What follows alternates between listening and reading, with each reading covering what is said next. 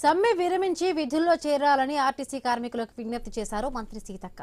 RTC మనందరి కుటుంబమని కార్మికులు తమ సోదరులు లాంటి వారిని పేర్కొన్నారు. సమ్మె సమస్యకు శాశ్వత పరిష్కారం కాదని, ప్రభుత్వం చర్చల ద్వారానే సమస్యను పరిష్కరించాలని భావిస్తుందని స్పష్టం చేశారు. ఇక కార్మికుల సమస్యలపై ఇప్పటికే ఉన్నతాధికారులతో కమిటీని ఏర్పాటు చేసినట్టుగా తెలిపారు.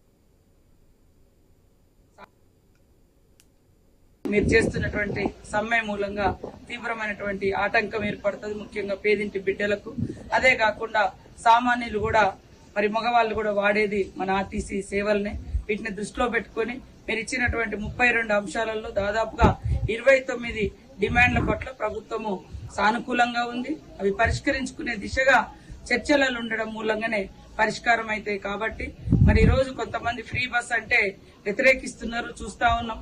మరి మాజీ ముఖ్యమంత్రి గారు ఫ్రీ బస్ అనేది ఒక దండగా బస్సు అని హేళన చేసినటువంటి 24 గంటలలో ఈ రోజు ఆర్టీసీ కార్మికులు సమ్మెకు దిగడంతో కూడా మరి ఇది మహిళలకు చాలా చాలా ఆటంకం, చాలా ఇబ్బందికరం, ముఖ్యంగా పేదింటి బిడ్డలకు.